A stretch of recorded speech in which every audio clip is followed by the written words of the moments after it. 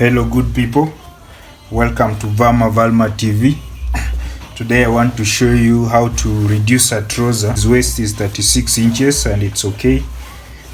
The thigh area is also okay. The knees are a little bit big and around the ankle, around the heel area is also big. Another issue was the length of the trouser was too long.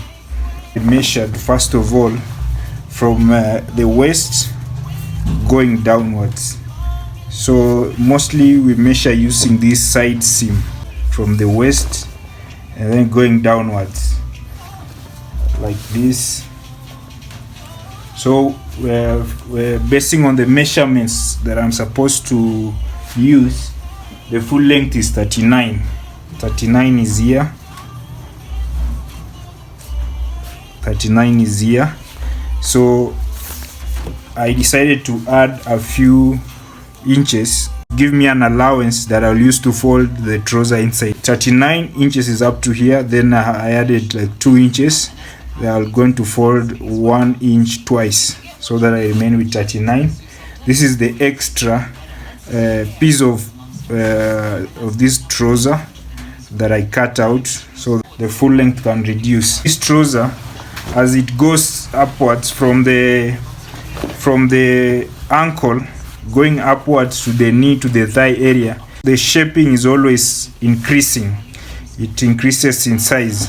So what you, after cutting the extra material down here around the ankle, what happens is that most likely the measurements around the ankle will increase. Like this one, after cutting, I'm remaining with about 7.5 inches. So times 2, because the trouser is round, it means round is 15.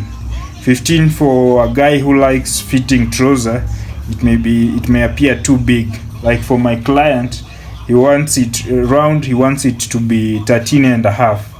So if this is 15, to get 13.5, it means I'm going to remove 1.5 inches.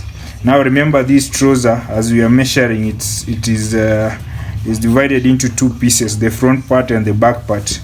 So if I want the trouser to remain all round to be 13.5, it means one side is going to be half of 13.5, which will be 6 3/4. Now this trouser is 7.5.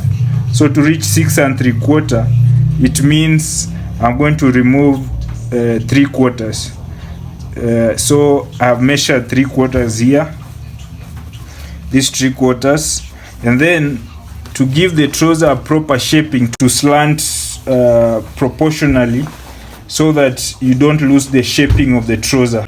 But for this particular trouser, I first of all measured 3 inches. I'm going to fold 1 inch twice, which will be 2 inches, and then I've given it another space 1 inch, because the area I'm going to fold is going to be within that 1 inch. And then going upwards, I've measured spacing of 7 inches each. You can use 6 inches each or 5 inches. And then down here 3/4. So after the interval of 7, I have marked half. Then another interval of 7, I have marked quarter. And then 0 at the last interval, where it joins with the trouser, the seam of the trouser. So it will be flowing from down here, which is 3/4, to half, to quarter, and then it goes back to the seam. So I'm going to sew here along this line that I've drawn. If you want to give it a better curve, you can use this one.